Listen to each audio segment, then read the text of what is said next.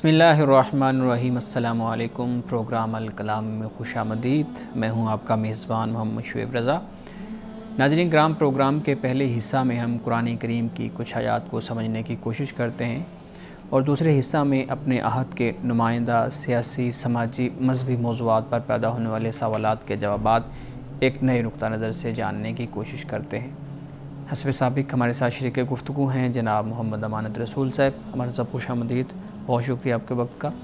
میری معاونت کے لیے موجود ہے مس نورین صاحبہ، thank you so much madam. ناظرین کرام، آپ کی سکرین پہ ہمارا واٹس ایپ نمبر آ رہا ہوگا، آپ اپنے سوالات ہمیں بھیج سکتے ہیں، ہم انشاءاللہ آپ کے سوالات کو ضرور ایڈریس کریں گے۔ امان صاحب، ہم گفتگو کر رہے تھے سورۃ الشعراء اور تقریباً ہم جو آخری آیات ہیں، اختتامی جو آیات ہیں اس سورت کی، ان پر ہی ہم تقریباً گفتگو کر رہے ہیں۔ اپنی گفتگو کا آغاز کیجیے گا، آیت نمبر 210 سے ہم نے ابتدا کرنی ہے۔ بسم اللہ الرحمن الرحیم۔ وما تنزلت بہ الشیاطین، اور اس کو شیاطین لے کر نہیں اترے، یعنی قرآن مجید کو۔ وما ینبغی لہم وما یستطیعون، اور یہ ان کے لائق بھی نہیں ہے اور نہ وہ ایسا کر سکتے ہیں۔ انہم عن السمع لمعزولون، اور انہیں سننے سے بھی روک دیا گیا ہے۔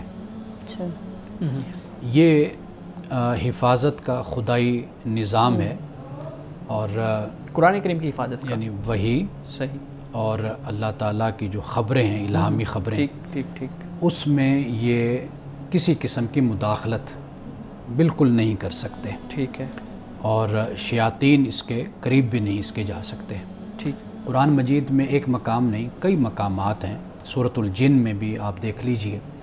اس کے علاوہ سورۃ الصافات ہے کہ جہاں پہ اللہ پاک یہ فرماتا ہے وَحِفْظًا مِّن كُلِّ شَيْطَانٍ مَارِدٍ لَا يَسَّمَّعُونَ إِلَى الْمَلَإِ الْأَعْلَى وَيُقْذَفُونَ مِّن كُلِّ جَانِبٍ دُحُورًا وَلَهُمْ عَذَابٌ وَاصِبٌ إِلَّا مَنْ خَطِفَ الْخَطْفَةَ فَأَتْبَعَهُ شِهَابٌ ثَاقِبٌ۔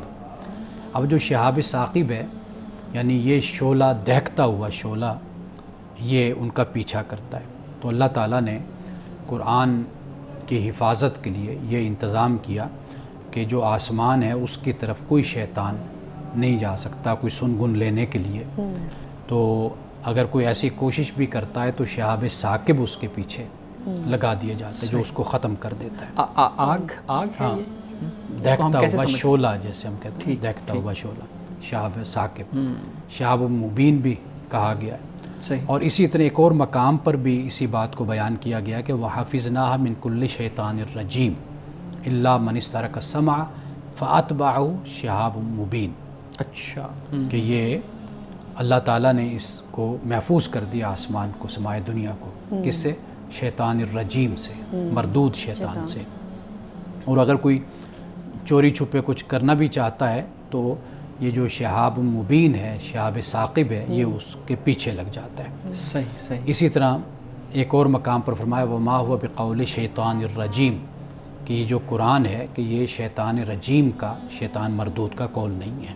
صحیح، ٹھیک۔ تو لہٰذا سورۃ الواقعہ کو آپ پڑھ لیجئے، سورۃ الجن کو پڑھ لیجئے، سورۃ الحجر کو پڑھ لیجئے، اور سورۃ الصافات کو دیکھ لیجئے، تو یہ مختلف مقامات پر اللہ نے اس بات کو بیان کر دیا۔ اس لیے کہ کفار جو تھے وہ عادی تھے شاعری کے، کہانت کے، صحیح، اور جادوگری کے، نجوم والا جو معاملہ، نجوم کے، ان معاملات کے۔ تو لہٰذا وہ رسول اللہ صلی اللہ علیہ وسلم کے حوالے سے بھی اسی طرح کے الفاظ بولا کرتے تھے۔ مجنون کہا گیا، کاہن کہا گیا، شاعر کہا گیا۔ کاہن کو ایکسپلین تھوڑا، کاہن یعنی جو مستقبل کی باتیں بتاتا ہے، تو یعنی اس کو جو علم حاصل ہوتا ہے وہ جنوں کے ذریعے سے حاصل ہوتا ہے، ٹھیک ہے، یعنی ایسے طریقے کے جو غیر اخلاقی بھی ہیں، غیر دینی مذہبی بھی ہیں، تو اس طریقوں سے علم حاصل کرنے کے آنے والے وقت کی کوشش کرنا، تو وہ کاہن۔ چونکہ جو نبی ہوتا ہے وہ بھی آنے والے وقت کی چونکہ خبر دیتا ہے، بتاتا ہے، غیب کی خبریں دینے والا ہوتا ہے، اللہ کی طرف سے وحی اترتی ہے۔ تو یہ ان دونوں میں فرق سمجھنے کے بجائے اپنی سرکشی کی وجہ سے اور اپنے اس تعصب کی وجہ سے اسی چیز پر جڑ جاتے تھے۔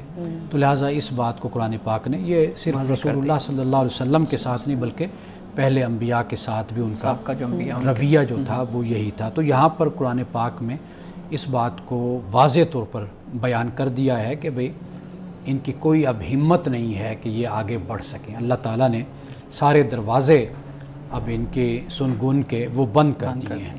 اور سورۃ الجن میں تو خاص طور پر اس کو بالکل واضح طور پر اس طرح بیان کر دیا کہ بھئی کہ کوئی بڑا واقعہ رونما کوئی ایسا ہونے والا ہے کہ اللہ نے کوئی ایسا انتظام کر دیا. ایسے لگتا ہے آسمانوں پر کہ مولیت حرسن شدیدم و شہوبہ، کہ ایسے لگتا ہے کہ یہ جو آسمان ہے اس کو سخت قسم کے جو پہرے دار ہیں اور ان سے اور شہابوں سے بھر دیا گیا ہے.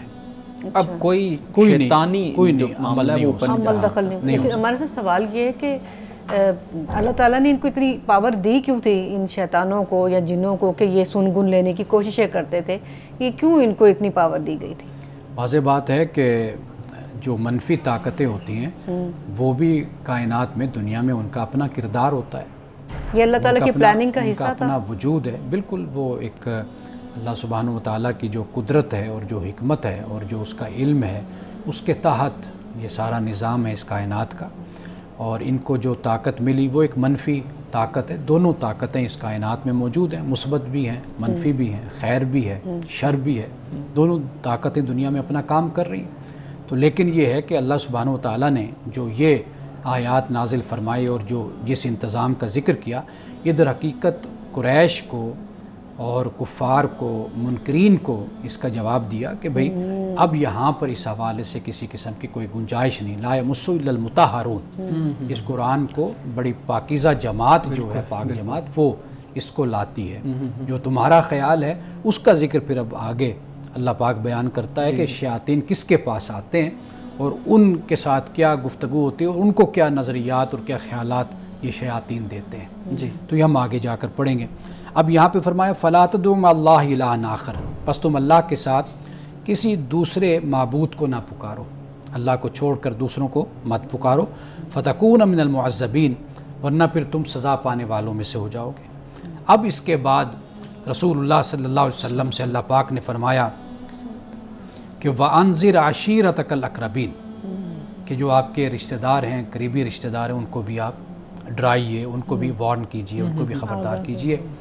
اس لیے کہ آغاز تو یہی سے ہی ہوتا ہے.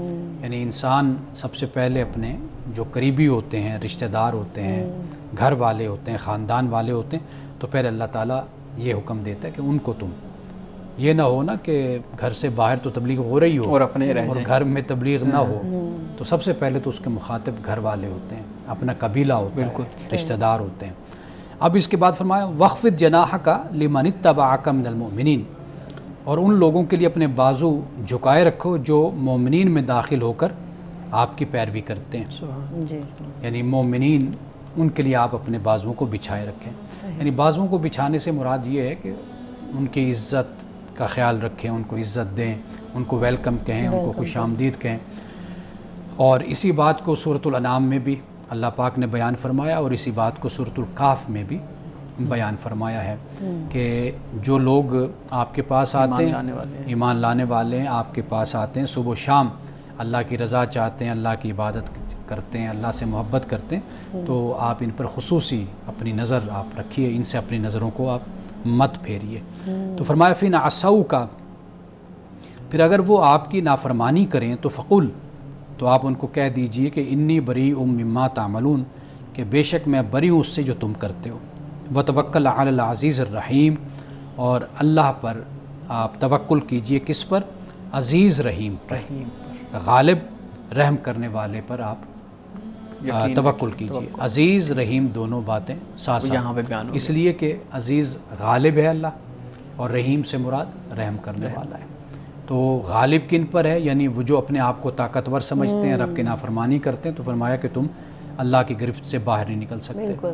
رحیم ان کے لیے ہیں کہ جو اللہ کی فرما برداری کرتے ہیں، مطیع رہتے ہیں اللہ کے، تو لہٰذا ان کے لیے اللہ تعالیٰ خوشخبری دیتا ہے کہ بھئی میں تمہارے لیے رحیم ہوں. صحیح. آگے پڑھ لیجیے. ہم ایک بریک لے لیں، اس کے بعد پھر اس کو جاری رکھتے ہیں. ناظرین کرام، یہاں وقت ہوا چاہتا ہے ایک بریک کا، ہمارے ساتھ رہیے گا.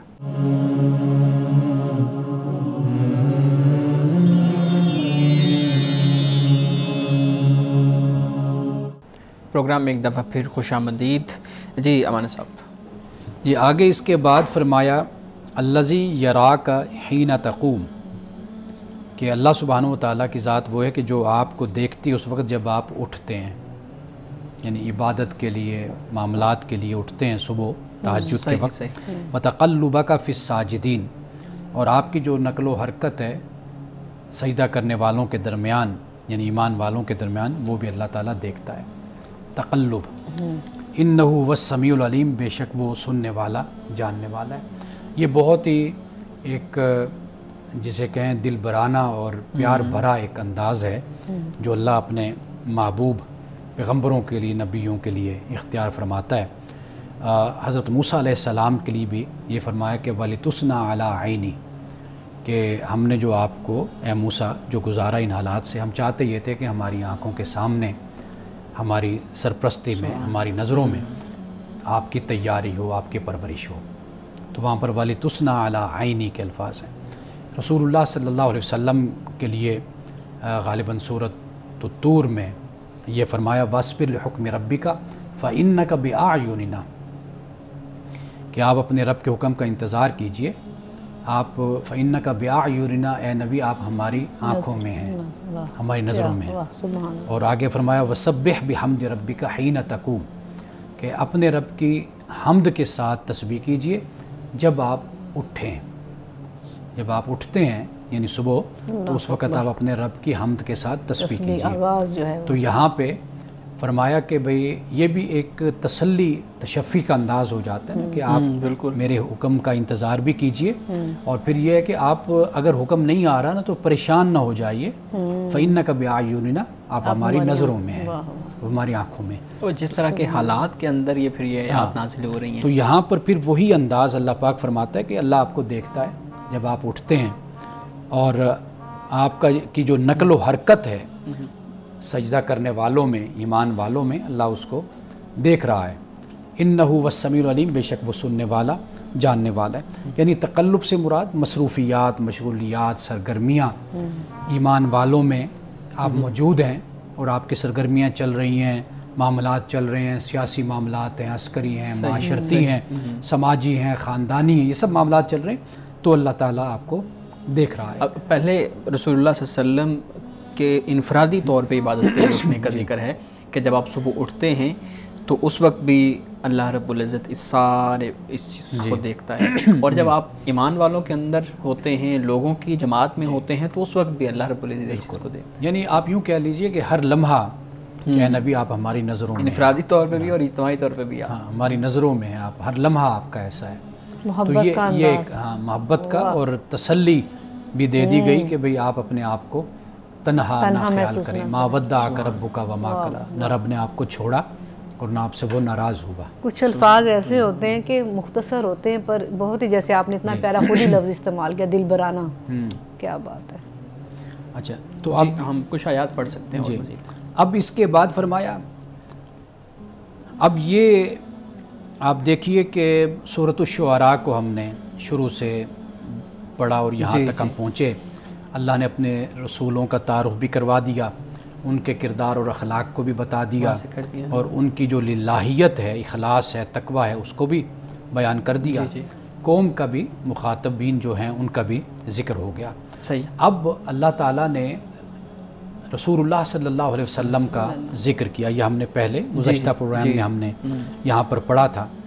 تو آپ کے ذکر کے بعد اب اللہ نے جو وہ ان کا الزام تھا اس کو بھی یہاں پر بیان کر دیا. ہاں، اب پھر اس کے بعد اختتام جو ہوا وہ رسول اللہ صلی اللہ علیہ وسلم کے ساتھ ایک محبت کا جو انداز ہے وہ اختیار کرتے ہوئے اپنی رحمت کا اظہار کیا کہ آپ کی ہم حفاظت کرنے والے ہیں.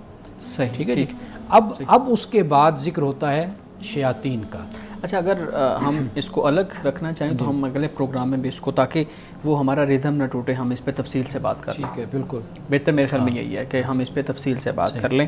اور صاحب، یہ تو آپ نے بہت خوبصورت انداز میں بتایا کہ اللہ رب العزت کس طریقے سے اپنے انبیاء، اپنے رسول کے ساتھ ایک پیار اور محبت اور ان چیزوں کا اظہار فرماتا ہے. میں چاہوں گا کہ پچھلے جو ہمارا پہلا پارٹ تھا اس میں آپ نے ذکر کیا تھا عاملین کا، شیاطین کے ذریعے خبریں معلوم کرنا اور اس سارے ذکر کے تناظر میں ایک سوال کرنا چاہوں گا کہ ہمارے ہاں بھی لوگ عاملوں سے اپنی قسمت معلوم کرتے ہیں، یا آپ کہہ لیں کہ اپنے فیوچر کے بارے میں خبر لینے کی کوشش کرتے ہیں. ہم کوئی میچ دیکھتے ہیں، ہمارے ہاں کرکٹ میچ بہت شوق سے دیکھا جاتا ہے، اس میں بھی ہم کبھی کبوتر سے اور کبھی چڑیا سے اور کبھی کسی چیز سے یا کبھی عاملوں کو ہم بٹھا کے ہم دیکھتے ہیں سوشل میڈیا پہ یہ ساری خبریں لی جا رہی ہوتی ہیں. یہ تناظر بھی اسی طرح ہوگا، اسی طرح سمجھا جائے گا کہ شیاطین کے ذریعے خبر لینا اور پھر پریڈکشن کر دینا کہ یہ جیتے گا، یہ ہارے گا، اس کی لاٹری نکلے گی، اس کی نہیں نکلے گی، یہ بھی اسی تناظر میں ہوگا؟ بنیادی بات وہ یہ ہے کہ اس کا جو پس منظر ہے، ایک تو کافر ہیں، یہ مشرکین ہیں، اور اس کا جو پس منظر ہے وہ بالکل دین کے خلاف ہے. یعنی وہ بت پرستی کرتے ہیں، شیاطین کو اپنا خدا مانتے ہیں، ان کو ایک باقاعدہ قوت تسلیم کرتے ہیں. مشرکین تو یہاں تک کرتے تھے، یعنی اسلام سے پہلے، کہ وہ اپنے بچوں کو بھی ذبح کر دیتے تھے. شیاطین کے اپنے بتوں کی خداؤں کی خوشی کے لیے، ان کی بلی دینا کہتے تھے نا، خوشنودی ان کی حاصل کرنے کے لیے، تو وہ یہ طریقے بھی اختیار کرتے تھے. تو ان کا تو معاملہ یہ ایسا تھا، تو لہٰذا اس پس منظر کو آپ ضرور سامنے رکھیے. باقی ایک معاملہ یہ ہوتا ہے کہ کچھ لوگ اپنی جہالت کی وجہ سے کچھ ایسی حرکات کرتے ہیں. ایک درجہ یہ بھی سوسائٹی میں ہوتا ہے پست درجہ، یعنی اپنے چھوٹے چھوٹے کاموں کے لیے یا ایسے کام کہ جو غیر اخلاقی قسم کے کام ہیں اور جن میں کوئی نیکی کا کوئی پہلو نہیں ہوتا، اس کے لیے کرنا. ایک ہوتا ہے کہ ویسے بطور علم کے ایک چیز کو آپ استعمال کرتے ہیں، یعنی اس طریقے سے تاکہ کوئی آپ پلاننگ بنا سکیں، کوئی منصوبہ بندی کر سکیں، کوئی حکمت عملی اختیار کر سکیں. یعنی کوئی جنگی معاملات ہیں تو ان میں کوئی معلومات اس طرح کی اس علم سے آپ استفادہ کرتے ہیں، تو وہ بالکل علیحدہ چیز ہے. مؤثر بالذات وہ صرف اور صرف خدا کی ذات ہے، کلی اختیار خدا کو حاصل ہے. عقیدہ ایک مسلمان کا یہ بنیادی طور پہ ہونا چاہیے. بطور علم سے اگر کسی چیز سے بندہ استفادہ کرتا ہے اور کسی توہم کا شکار نہیں ہوتا اور کسی شک شبے کا شکار نہیں ہوتا، اور اس حوالے سے کوئی ایک ایسا عقیدہ نہیں پروان چڑھتا یا چڑھاتا کہ جو بالکل خلاف اسلام ہے، خلاف دین ہے، تو پھر ایک بطور علم کے ہم کہہ سکتے ہیں کہ ان کا استعمال کیا جا سکتا ہے. صحیح. مولانا صاحب اس کو یہاں تک ہی رکھتے ہیں. کچھ میرے پاس متفرق سوالات ہیں. انفرادی طور پہ لوگ پوچھتے رہتے ہیں تو ہم کبھی کبھی ان کو پروگرام کا حصہ بنا لیتے ہیں.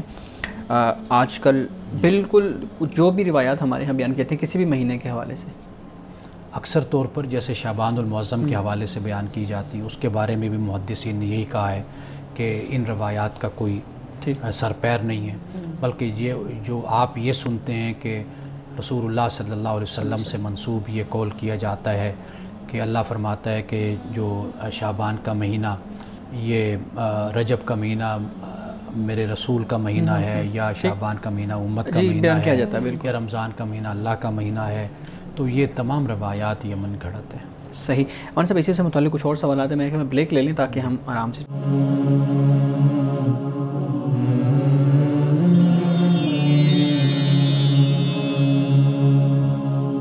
پروگرام میں ایک دفعہ پھر خوش آمدید. جی، قرآن پاک کی بات آپ نے کی تو ہمارے سب قرآن پاک الحمدللہ تعالیٰ ہر گھر میں موجود ہے، لیکن یہ ہماری زندگیوں میں موجود نہیں.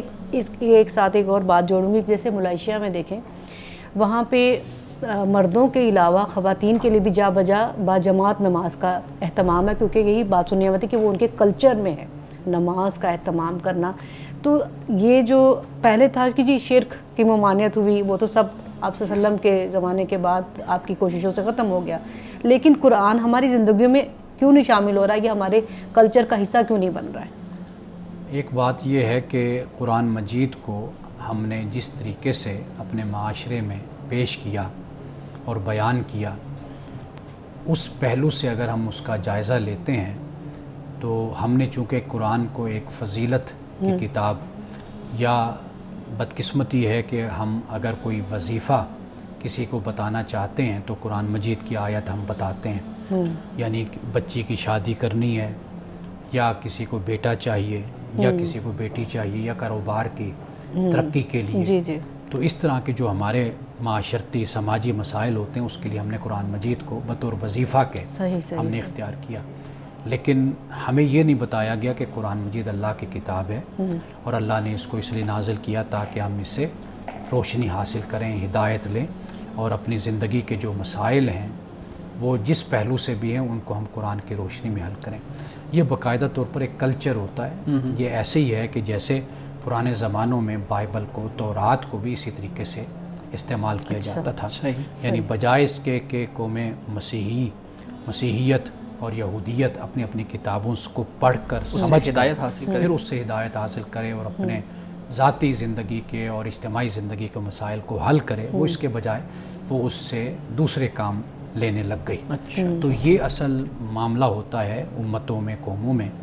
علماء کی ذمہ داری، اہل دانش کی، اہل علم کی ذمہ داری یہی ہوتی ہے کہ وہ اللہ کی کتاب کی طرف جو منزل من اللہ ہے اس کی طرف لوگوں کو اس طرح متوجہ کرے کہ جس سے ان میں بے عملی پیدا نہ ہو اور اللہ کی کتاب سے ان کا تعلق فکری اور نظریاتی اور علمی تعلق قائم رہے، تو تب ہی پھر قوموں کی زندگی میں انقلاب اور تبدیلی بھی آتی ہے، اس کلچر کا حصہ بن جاتے ہیں۔ آپ صلی اللہ علیہ وسلم نے خواتین سے جب بیعت لی تھی تو اس وقت ان کا کیا طریقہ تھا؟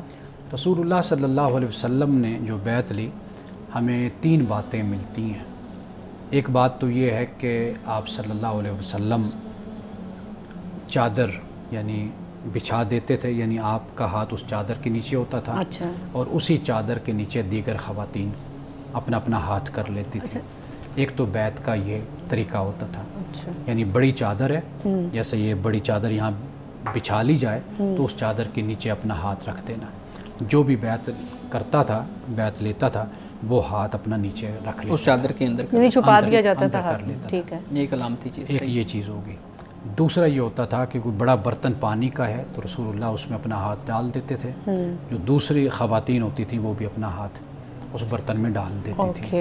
یہ بھی ایک بیعت کا طریقہ، بعض روایات میں یہ بھی آتا ہے۔ ایک طریقہ یہ بھی ہے کہ جو صحابیہ ام میمونہ غالباً ان کا نام آتا ہے، انہوں نے اس بات کو بیان کیا کہ رسول اللہ لفظی بیعت لیا کرتے تھے، یعنی جیسے الفاظ میں بولوں تو دوسرا انہی الفاظ کو دہرائے، تو یہ بھی طریقہ ہوتا تھا۔ تو رسول اللہ صلی اللہ علیہ وسلم، یہ جو میں نے ابھی آپ کو بتایا الفاظ کا، یہ تو سکہ ہے، مستند ہے یہ بات، لیکن ان 2 کے بارے میں جو میں نے بتایا ہے، جو ذکر میں نے کیا ہے، اس کے بارے میں کچھ اختلاف ہمارے سامنے آتے ہیں۔ صحیح۔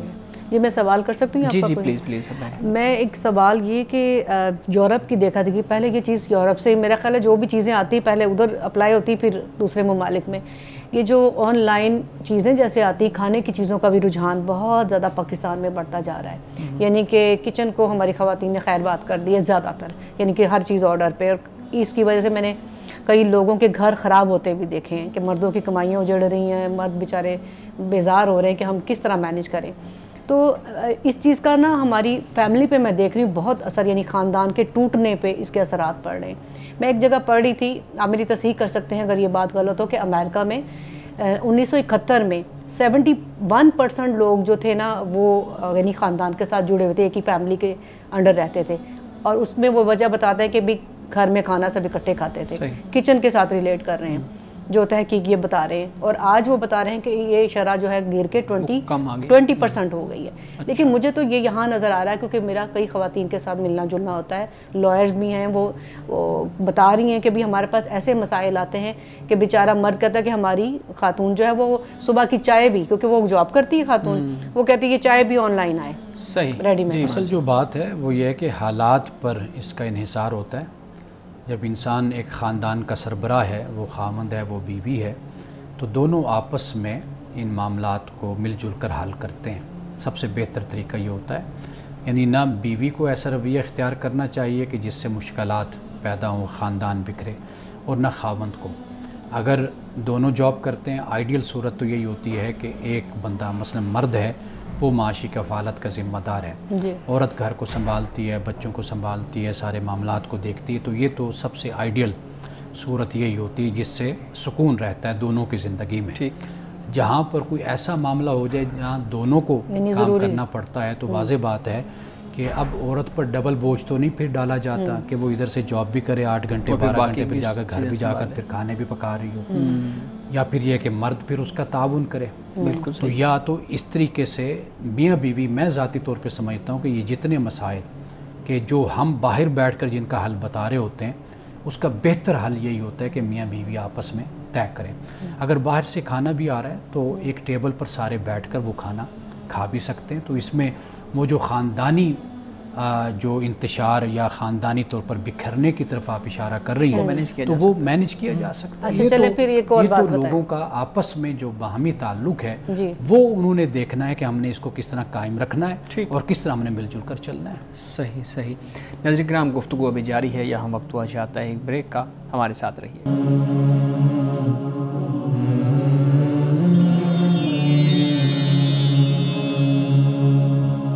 پروگرام میں ایک دفعہ پھر خوش آمدید. امان صاحب، ایک اور سوال ہمارے ناظرین کی طرف سے پوچھیں جی. اولاد کے حصول کے لیے ہم بہت دیر سے دعائیں کر رہے ہیں اللہ رب العزت سے، لیکن آپ بتا دیں کہ اولاد کے حصول کے لیے کوئی دعا، اور پھر ساتھ انہوں نے یہ بھی لکھا ہوا ہے کہ اولاد نرینہ کے لیے. سب سے پہلے تو جو طریقہ کار ہے وہ یہ ہوتا ہے کہ آپ میڈیکلی علاج کرواتے ہیں، چیک اپ کرواتے ہیں. سب سے بہتر طریقہ اس سے پہلے یہ ہوتا ہے کہ جب شادی ہونے والی ہوتی ہے اس سے پہلے دونوں اپنا چیک اپ کروائیں، اپنا ٹیسٹ کروائیں. اگرچہ ہمارے معاشرے میں اس کو بڑا معیوب خیال کیا جاتا ہے اور بعد میں پھر نوبت طلاقوں تک پہنچ جاتی ہے، تو بہتر طریقہ یہ ہے کہ بہت سے ٹیسٹ ایسے ہوتے ہیں کہ جو لڑکی کے اور لڑکے کے ہو جانے چاہیے. بہت سے، یعنی اگر کوئی ڈیفیشنسیز ایسی ہوتی ہیں کہ جنہیں حل کیا جا سکتا ہے تو وہ میڈیسن کے ذریعے سے اس کو حل بھی کیا جاتا ہے. یا جیسے مثال کے طور پر فرٹیلیٹی کی جس بات کی جاتی ہے تو اس کو بھی میڈیسن کے ذریعے سے بڑھایا جا سکتا ہے، بہتر اب تو کافی مسائل کا حل کیا جا سکتا ہے. تو یہ جو شرما شرمی ہوتی ہے یا کچھ ہم نے اپنی بنائی ہوئی روایات اور رواج ہوتے ہیں، تو اس سے ہمیں باہر نکلنا ہوگا. صحیح. یعنی جو مشکلات ہمیں بعد میں دیکھنی ہیں، کیوں نہ ہم پہلے ان مشکلات کو حل کر لیں. ایک تو بنیادی بات یہ ہے. دوسرا یہ ہے کہ اگر کوئی اس طرح شادی کے بعد کا مسئلہ ہے تو بہتر طریقہ میڈیکلی اس کا ٹریٹمنٹ ہوتا ہے، وہ کروایا جائے. ہاں، اللہ سبحانہ و تعالیٰ سے دعا کی جائے، یعنی 5 وقت کی نماز، جنہوں نے یہ سوال کیا ہے 5 وقت نماز پڑھیں اللہ تعالیٰ سے اور دعا کریں اللہ تعالیٰ سے، مانگیں کہ اللہ تو ہی دینے والا ہے، اور اللہ تعالیٰ سے لو لگائیں، اللہ تعالیٰ کے ساتھ یقین کے ساتھ اور اللہ سے گریہ وزاری کے ساتھ، خود جسے کہتے ہیں سپردگی کے ساتھ خدا سے مانگے، اللہ تعالیٰ ضرور دے گا. اور پھر یہ جو مانگا جاتا ہے کہ اولاد نرینہ، اور یعنی کتنے افسوس کی بات ہے، یعنی آپ اللہ تعالیٰ سے اولاد مانگیں، اللہ تعالیٰ جو بھی آپ کو دے یہ مانگا کریں کہ اللہ تعالیٰ سلامت بدن اور سلامت ذہن اس کے ساتھ اولاد عطا کرے. یعنی خدا نہ خواستہ بیٹا ہو اور اگر وہ جسمانی طور پر اپاہج اور معذور ہے تو پھر آپ کیا کریں، یا ذہنی طور پر.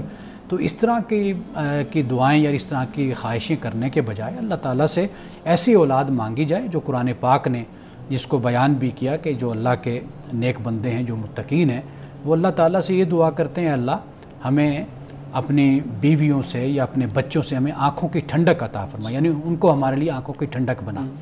اب میں نے دیکھا ہے جو لوگ بیٹے مانگتے ہیں اور بعد میں جب وہ بیٹے ان کو ستاتے ہیں اور جس طریقے سے ان کی عزت افزائی کرتے ہیں تو وہ خود پھر بیٹھے پچھتا رہے ہوتے ہیں کہ بھئی ہم نے خدا سے یعنی ایسا بیٹا تو نہیں مانگا تھا، دعائیں کر کر کے اولاد لی تھی. لہٰذا اللہ تعالیٰ سے صرف اولاد مانگیں، اور وہ اولاد مانگیں کہ جو جسمانی طور پر اور اخلاق اور کردار میں بہتر ہو، اور والدین کی بھی فرما بردار اور خدا کی بھی فرما بردار ہو. صحیح صحیح. جی میڈم.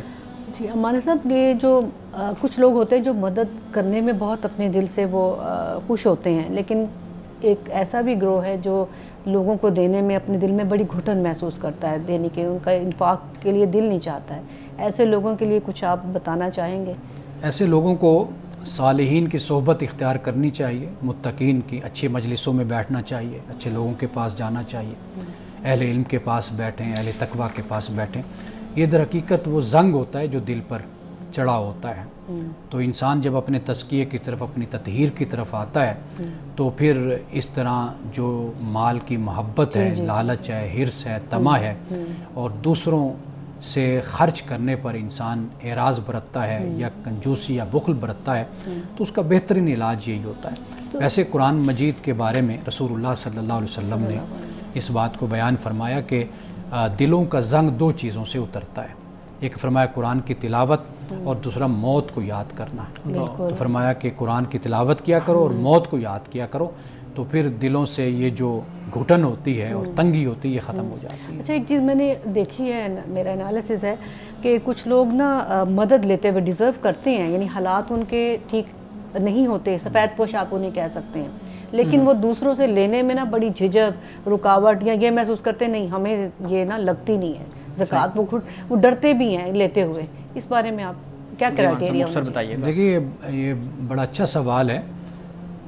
نہ لینا پھر بھی بہتر ہوتا ہے کہ انسان اپنی محنت سے اور خود انحصاری سے، خود اعتمادی سے انسان کمائے اور اللہ سے مانگے۔ یہ سب سے بہترین طریقہ اللہ کے نیک بندوں کا یہی ہوتا ہے۔ صحیح۔ منصب حدیث مبارکہ بیان کیجیے گا۔ رسول اللہ صلی اللہ علیہ وسلم نے فرمایا کہ مومن نرم مزاج، باوقار اور ملائم طبیعت کا ہوتا ہے۔ فرمایا کہ وہ سدھائے ہوئے اونٹ کی طرح ہوتا ہے، اگر اونٹ کو باندھ دیا جائے تو فوراً جھک جاتا ہے، اگر چلایا جائے تو چل پڑتا ہے، اور اگر پتھر پہ بٹھا دیا جائے تو بیٹھ جاتا ہے، چٹان پہ بٹھا دیا جائے تو بیٹھ جاتا ہے۔ تو فرمایا کہ مومن اسی طرح ہوتا ہے، یعنی اس کی طبیعت میں اکھڑ پن نہیں ہوتا، ضد نہیں ہوتی، جھگڑا نہیں ہوتا، سرکشی نہیں ہوتی، وہ بہت ہی نرم مزاج کا بھی ہوتا ہے اور متین ہوتا ہے، متانت رکھنے والا ہوتا ہے اور باوقار ہوتا ہے۔ ناظرین گرامی، اس دعا کے ساتھ اپنے پروگرام کا اختتام کریں گے۔ اللہ رب العزت حسن کلام اور تاثیر کلام عطا فرمائے، ہماری زبان کی گروں کو کھول دے اور سننے والوں تک خیر کا پیغام پہنچے۔ اجازت دیجیے، خدا حافظ۔